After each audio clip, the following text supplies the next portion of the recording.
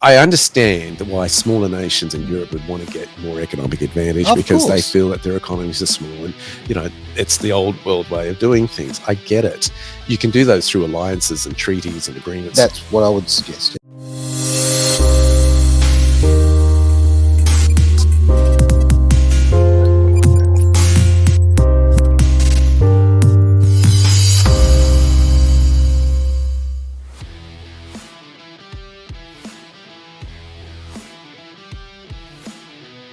All jokes aside, I think that having a gold standard, having financial, having the notes, we're talking about cash so much before, but having the value of it tied to something is so vitally important. I look at people who put their money in the bank. Oh, I've got money in the bank. Yeah, that's great. Fantastic. Absolutely great.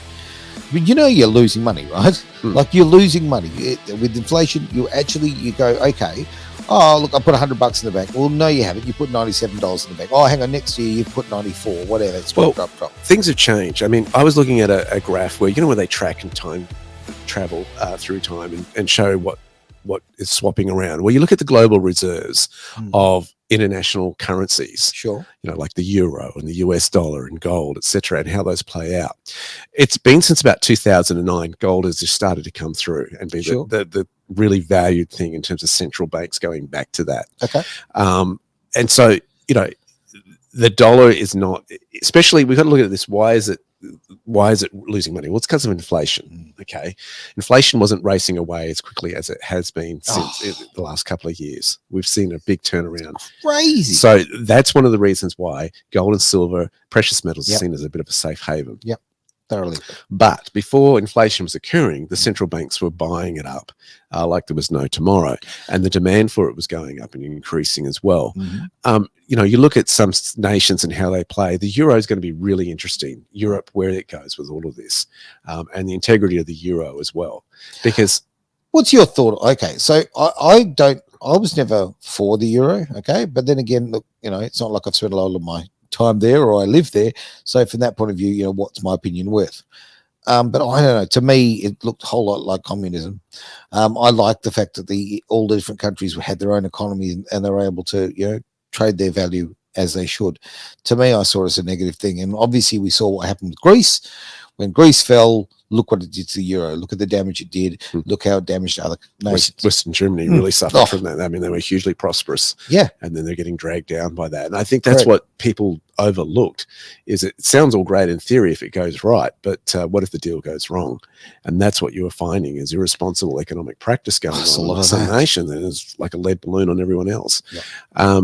Look, I'm with you. What came with the euro was also the politics of it. Of course. And I think one of the big reasons that the UK got out was because they had to have an open border.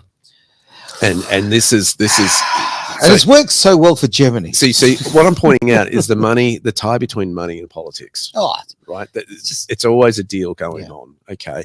And so that was bad for England because they had to let people in that they didn't necessarily want to let in. The additional thing is, okay, you got to pull the money. Thankfully for England, they kept the British pound. Yes, and so they didn't get that. So it was easy to default back to that when they went to Brexit. I understand why smaller nations in Europe would want to get more economic advantage because they feel that their economies are small and, it's the old world way of doing things. I get it. You can do those through alliances and treaties and agreements. That's what I would suggest. Yeah. Rather than go in, there's a difference between a joint venture and a partnership. And a partnership is like a corporate marriage, right? Yes. You want to know who you are doing business with if you're going to get into a partnership, because it goes wrong.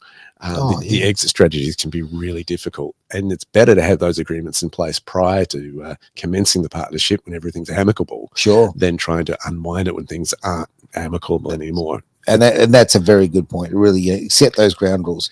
So have an exit strategy. Having a clear exit for these nations to leave the European Union, you really want to be looking at the fine print on that as well. You would. But you look at how much trouble the UK had trying to actually release themselves from it, right? Oh, it was costing them millions. Absolutely ridiculous. Every day. Yeah. And it's still a big issue. I mean, the meat industry is massively affected. Well, there's every industry, but, just the amount of red tape at every level. I just think look, politicians and bureaucrats are just the bane of my existence. They just seem to be in everything. They've got their hands in every pie. My concern is that big organizations, big government like that can be swayed by big lobby groups. And I think we've seen that play out. And a little nation can be swept up in an agenda that really doesn't want to have to play a part of. And that's the danger in terms of joining and linking, is because you're entering in a national marriage type of state where we are embracing the culture of everyone, as opposed to recognizing our own individual cultures and histories. Now, I know culture changes as time goes through, and time, we recognize that.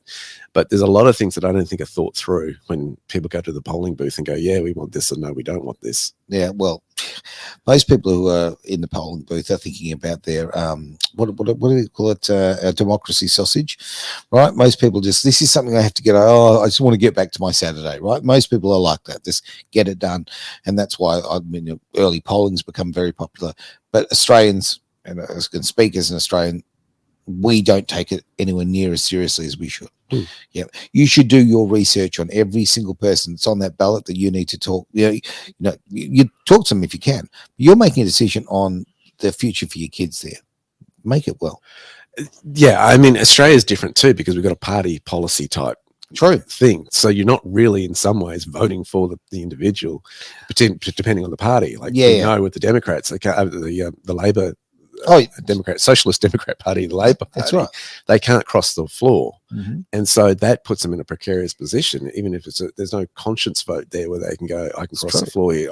My constituent is saying we want this, and people need to know this about the Greens, right? Okay, because most people don't know the Greens are an absolute socialist party, right? Okay, they are the watermelons. They're green on the outside, red on the inside, right? Every decision they make. So many years ago, I actually was approached by the Greens, as far as, literally they were looking for candidates, right? So they sort of had a bit of a, I don't know, just tested the water with me a bit. And then they told me about how everything has to go to committee, this, that, whatever. Now, I could have, quite frankly, gone and got myself a nice, easy seat in Parliament, right?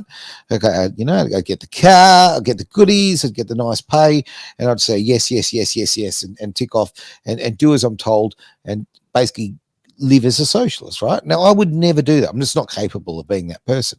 But a lot of people are. And when the more questions I asked, basically it came down to the fact that you were not allowed to have your own opinion as a Green. You have to go, and right now we've got this situation with Adam Bant, who's just, look, he's not well. The man's not well, right? And the decisions he's making, and people think, I'm voting for the Greens, I'm voting for the environment. No, you're not. You're absolutely not. So do your research on your individual and the party itself. Back to your question about the European Union. Yep. A lot of smaller nations probably looked at that and thought, this is great, because then we get more leverage in that. Absolutely. I think what you've got to realize too is that you can develop your own wealth and niche in the global markets. Look at Singapore. Right? Great example. Right. Singapore hasn't got a lot of land. No. So what has it done? It's made itself an economic powerhouse as far as taxes are concerned, banking is concerned, lending is concerned. Its world of the financial industry is huge. It's become the new Hong Kong, right? Yes. And what happened to Hong Kong? Yeah. But they've very cleverly, in terms of politics, put themselves very neutral as far as the nations are concerned. You don't see Singapore rushing to get into the BRICS right now. No. You don't see them signing up for the the Four Eyes, as they call them, and those nations as well. They cleverly position themselves in a neutral thing, and they've prospered from it as well. Very much so. So I think there's enough wealth for everyone, and you've got to think of as a nation, play it smart. What have you got? What resource do you have? What power do you have in your hand to produce wealth? Sure. And look, and I'll say it again, wealth is not always about money. It's certainly not. To me, wealth is, the freedom to do the things that you want to do with your life. It's the freedom to spend time with the people you love. People have got to, in my eyes, stop associating wealth with money, okay, and maybe even associate with lifestyle. All right, because it's a different proposition. All right, with that, mate, we've come to the end of the show. Do you have any last thoughts you'd like to close on? I think there are a lot of people who are trying to look for a bit of a side hustle and get some extra money in. And I think what we've just highlighted now is really important, that you have power in your hand to create wealth. You do. You've just got to be smart about it. So you look at some of the tangible assets you might have versus the intangible assets. Okay. So tangible assets might be, you have a bit of property, you might have a car, you might have some, stuff that you can touch, see, feel, etc. There are even digital assets these days Very as much well so. that you've got to consider. But what are some of the intangible assets that you might have that you haven't thought about monetizing? So you might have specialized knowledge in a certain area. Okay. You could perhaps monetize that. You might, one asset is if you can speak multiple languages, that's a huge asset, right? Is. Um, I can pretty much cover English and Pig Latin. That's about it. That's all I got. In fact, you're doing well, mate. in fact, the former, not so good. Understand. That's where you bring in AI, right? That's right. But That's right. I think it's important to start thinking that way in terms of what is something that particularly comes natural to you that you take for granted. We call that a gift. I really like that. Because most people look at it and go, that's really hard for me to do. But for you, it's easy, and you don't recognize it because it's so easy. And sometimes that can be monetized as well. So have a good think about that, because I think a lot of people are looking at side hustles right now. And particularly as we come up to tax time, maybe in the new financial year, are there prospects there that you could actually monetize? That's right. And, tax deductions that you'll then, be able to enjoy. Absolutely.